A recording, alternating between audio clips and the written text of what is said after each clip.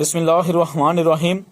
عرب کے وسیع و عریض صحراؤں میں ریت کے سنہری سمندر کے بیچ ایک ایسی قوم آباد تھی جو دنیا کے سب سے طاقتور، شاندار اور مغرور قوم کہلاتی تھی، قوم عاد۔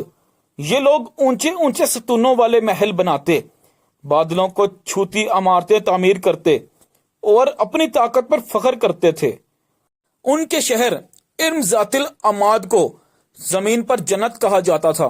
سرسبز باغات، ندی نالے، بلند و بالا محلات اور ایسی جسمانی طاقت کہ کوئی ان کے سامنے ٹک نہ سکے، لیکن ان کے دلوں میں شکر کے بجائے غرور تھا، طاقت کے ساتھ تکبر اور دولت کے ساتھ ناشکری۔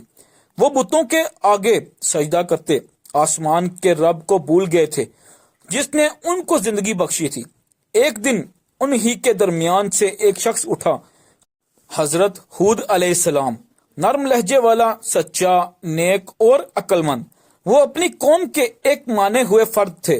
جب وہ لوگوں کے سامنے آئے تو ان کی آواز میں سچائی اور دل میں درد تھا۔ انہوں نے کہا، اے میری قوم، اللہ کی عبادت کرو، اس کے سوا تمہارا کوئی معبود نہیں۔ تمہارے محلات، تمہاری طاقت، تمہارے باغات سب فنا ہو جائیں گے اگر تم نے اپنے رب کو نہ پہچانا۔ لوگ ہنس پڑے۔ ان کے سردار بولے، ہود، کیا تم چاہتے ہو کہ ہم اپنے باپ دادا کے معبودوں کو چھوڑ دیں؟ ہم تمہیں عقل مند سمجھتے تھے مگر تم تو دیوانے لگتے ہو۔ حضرت ہود علیہ السلام نے صبر سے کہا، میں تم سے کوئی بدلہ نہیں مانگتا، میں تو تمہارا خیر خواہ ہوں۔ اللہ کی قسم، میں وہ کہتا ہوں جو حق ہے۔ تمہارا رب تمہیں بارش، رزق اور امن دے گا اگر تم توبہ کر لو۔ لیکن قوم کے دلوں پر مہر لگ چکی تھی۔ انہوں نے ان کا مذاق اڑایا، کہنے لگے، اگر تم سچے ہو تو وہ عذاب لے آؤ جس سے تم ہمیں ڈراتے ہو۔ وقت گزرتا گیا۔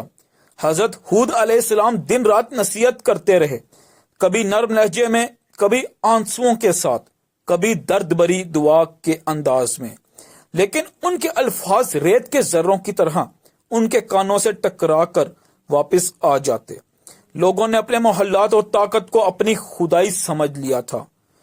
پھر اللہ کا حکم آیا، آسمانوں سے برکت روک دی گئی، زمین خشک ہو گئی، ہوا رک گئی، درخت مرجھا گئے، 3 سال تک بارش نہ ہوئی، بچے پیاس سے بلبلانے لگے، جانور مرنے لگے۔ قوم کے بزرگوں نے اپنے بتوں کے سامنے سجدہ کیا، قربانیاں دی، دعائیں مانگی، مگر آسمان خاموش رہا۔ پھر ایک دن چند لوگ مکہ کی طرف گئے تاکہ وہاں بارش کی دعا کریں۔ واپسی پر وہ ایک کالے بادل کو آسمان پر دیکھ کر خوش ہوئے، کہنے لگے، یہ بادل ہے، اب بارش آئے گی، ہماری زمین سرسبز ہو جائے گی۔ مگر وہ نہیں جانتے تھے یہ بادل رحمت کا نہیں، عذاب کا بادل تھا۔ حضرت ہود علیہ السلام نے جب اسے دیکھا تو ان کی آنکھوں میں آنسو آ گئے۔ انہوں نے اپنی قوم سے کہا، یہ وہ بادل نہیں جس میں رحمت ہے، بلکہ یہ وہ ہے جس میں تمہارے لیے ہلاکت ہے۔ اور پھر آسمان سے ہوا کا عذاب نازل ہوا۔ شروع میں ہوا نرم تھی، پھر اس کی شدت بڑھنے لگی۔ ایک خوفناک گرجدار چیختی ہوئی آندھی نے زمین کو ہلا کر رکھ دیا۔ ریت کے طوفان نے آسمان کو سیاہ کر دیا۔ ہوا نے ان کے محلات کی دیواریں اکھاڑ دیں، ان کے کھیت اجاڑ دیے۔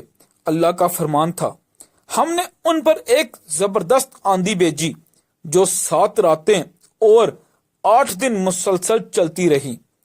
وہ ہوا اس قدر طاقتور تھی کہ پہاڑ جیسا آدمی بھی اڑ کر زمین سے ٹکرا کر چور چور ہو جاتا۔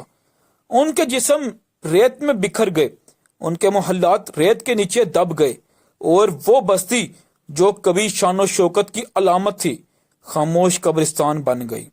جب سب کچھ ختم ہو گیا تو ریت کے اس سمندر میں صرف ایک آواز باقی تھی، حضرت ہود علیہ السلام کی۔ انہوں نے اپنے رب کے سامنے سر جھکا دیا اور آہستہ سے کہا، یا اللہ، میں نے وہ سب کہہ دیا جو تو نے حکم دیا، تو سب سے بہتر فیصلہ کرنے والا ہے۔ اللہ نے حضرت ہود علیہ السلام اور ان پر ایمان لانے والوں کو بچا لیا وہ ایک محفوظ وادی میں چلے گئے۔ پیچھے مڑ کر دیکھا تو وہ قوم جس پر کبھی غرور تھا مٹی کا ڈھیر بن چکی تھی۔ وقت گزرا، ریت نے ان کے محلات، ان کے جسم، ان کی نشانیاں سب چھپا لی، صرف داستان باقی رہ گئی، قوم عاد کی کہانی۔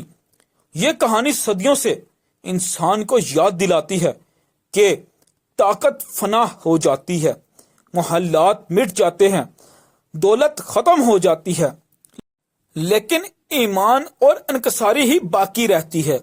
حضرت ہود علیہ السلام کی قوم کا انجام ہمیں یہ سکھاتا ہے کہ اللہ کے مقابلے میں کوئی نہیں۔ جس نے آسمان کو پیدا کیا وہ چاہے تو ایک جونکے سے بادشاہتوں کو مٹا دیتا ہے۔ غرور کرنے والے زمین میں دفن ہو جاتے ہیں اور جھکنے والے اللہ کے قرب میں بلند ہو جاتے ہیں۔